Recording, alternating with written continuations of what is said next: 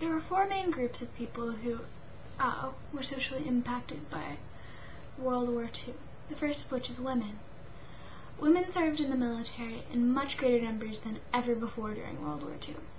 There were actually women's army corps. A main one was WAVES, which stood for Women Accepted for Voluntary Emergency Services. By 1945, more than 250,000 women were serving in the U.S. military. Most were working traditional non-combat jobs, but they were still in danger. I mean, if you're a nurse, you've got to be around the fighting in order to be with the soldiers. So they were still in danger. Secondly, 6.3 million women entered the workforce. Women had been working, but now the majority were married, whereas before a few married women worked. It was out of necessity. Rosie the Riveter was the we can do it poster girl. She was the embodiment of women in the defense industries. She gave encouragement to women that they could work and that it was acceptable to work. Women gained a sense of empowerment because they had an income now, which gave a sense of being able to support themselves. And they also gained empowerment because they had an active role in something that changed the world. This led into some changes. First of all, the line between men and women blurred because the traditional roles were challenged. Secondly, women did monotonous factory work, then they looked after the children. It was exhausting and they needed a release, so they started smoking and drinking and changing the way they dressed. This was heavily criticized they were heavily criticized for those releases because self-indulgence was unacceptable and because the juvenile delinquency rate raised. Third, the two-income household led to baby boomer children having everything they wanted. It went from having a generation that was very, very poor, depression babies, to having the babies of the baby boomers. It's an extreme change. This caused several problems. First, people had a hard time accepting women's new roles and desires for careers. Also, a record number of marriages occurred.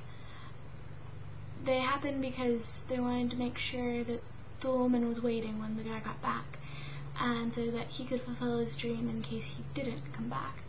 You know, high school sweetheart, dream to marry her. This is the one last thing I want before I die. So sweet. But then in 1946, the year after the war, 600,000 divorces were had, which is a record number. So maybe it wasn't so sweet. Men came back, and it was already hard to adjust to being in society again. They went from a war zone to regular society. But the society that they had known had changed drastically because of the shift in the role of women. The last problem was spoiled children because they were being given everything they wanted. The next group is African Americans. 1 million African Americans served in the military in some form. The military was still segregated, and 50,000 blacks were overseas. The second great migration occurred, and more than 1 million moved, which is twice the number of that in the first Great Migration. Third, more than 2 million worked in an industrial setting. However, they were the last hired and the first fired. Firing is done on a 10-year basis, so blacks were almost always the last hired, so if firing had to be done, they could be the first fired. There was a man named A. Philip Randolph who created the Double V campaign. They desired 2 victories. Get it? Double V, 2 victories. The first one was a victory against the Axis powers overseas. This was first and foremost, and they acknowledged this. However, secondly, they wanted a victory over discrimination. They proposed a march on Washington during World War II, and 150,000 people prepared to do this. However, it never happened because FDR stepped in. He stepped in because a march would make the U.S. look disjointed and fragmented. Secondly, the marchers are workers, and if workers saw that those workers were marching on Washington, they might be inspired. In an attempt to satisfy the marchers, FDR put out an executive order demanding that discrimination in the defense industry stops. However, to actually make it happen, he also had to create the FEPC, which stands for the Fair Employment Practices Commission. He did this to make sure that the executive order actually took effect. The FEPC failed because it wasn't given support, it was poorly funded, there were limited resources and power, and it had a very small staff. They set up 45 requirements for government contracts. 35 out of the 45 were frequently ignored. They also didn't really look into most complaints. The government did nothing. FDR, a Democrat, was sympathetic to the needs of the blacks, but if he promoted equality, he'd lose the South's vote. Because from 1860, when Lincoln was elected, to 1968, the South was 100% Democrat. Without having that voting bloc, which is a collective group, he wouldn't be re-elected. The South was called the Solid South because they were all Democrat. This changed with Nixon, who was a Republican. In 1943, in Detroit, there was a race riot, and more than 40 people died. There was also the hypocrisy of the Holocaust. U.S. citizens were appalled by the Holocaust. They said, how can you treat your people like that?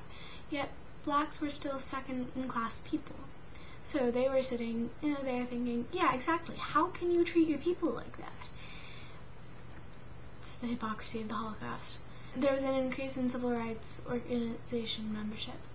The NAACP mostly worked through legislative and judicial branches, but people got fed up with how long it took, because getting through the legislative or judicial branch takes forever. So they started creating other groups. For instance, in 1942, CORE, which stands for the Congress of Racial Equality, was created. Instead of going through the legislative and judicial branches, they used protests, sit-ins, and non-violence. Some traction was made in the North with these things, but none was made in the South. Lastly, there were limited gains, but the foundation for the civil rights movement was there, so although they didn't actually gain anything, it was a great step in the right direction. The next group is Native Americans. They volunteered and fought during World War II. Also, the Japanese were breaking all of the U.S. codes, and they knew where we'd be and exactly what we were doing before we even started doing it or before we got there. So Navajo, I'm probably mispronouncing that, I'm sorry, soldiers used a code based on their native language that the Japanese couldn't break. So because of them, we were able to give plans and such. The last group is Japanese Americans. The U.S. was very discriminatory against the Axis powers, but extremely against the Japanese Americans. It was much more heavily against them. 260,000 Japanese Americans were living in the U.S. then, and most of them lived in Hawaii, so that increased the conspiracy theories because of Pearl Harbor. In reality, there were no conspiracies. However, you can sort of see where they were coming from. I mean, the Japanese bombed Pearl Harbor, there are lots of Japanese in Hawaii. In 1941, on December 8th, President Roosevelt put out an executive order suspending the naturalization of enemy aliens, which means immigrants from the Axis countries. There was limited mobility, they were forced to register, and they weren't allowed to own potential sabotage, espionage materials. Some examples of those would be shortwave radios and cameras, things like that. They weren't allowed to own cameras. Take a minute to think about that. There were internment camps. There was a fear that Japan planned to attack again on the west coast, and all Japanese Americans would align with Japan. In February of 1942, the War Department's proposal of military areas was authorized. The Japanese were rounded up and put into 10 camps across 6 states. They were essentially minimum security prisons. Few to none of the Japanese from Hawaii were relocated, however, because they were critical to the Hawaiian economy. So let's promote national security as long as it doesn't hurt our economy. Remember, these were law-abiding citizens who were being put into these camps. They had done nothing wrong, and it was only because they were Japanese. They had done nothing wrong, and the government was imprisoning them. 18,000 volunteered to serve during the war, and a Japanese unit was the most decorated of all World War II units, so that's kind of ironic. In 1944, Korematsu versus the United States, a court case, occurred. The Japanese Americans were protesting internment. However, 6-3 of the judges were in favor of the U.S. However, in December, there was the Endo case, which said that they had no right to imprison law-abiding U.S. citizens.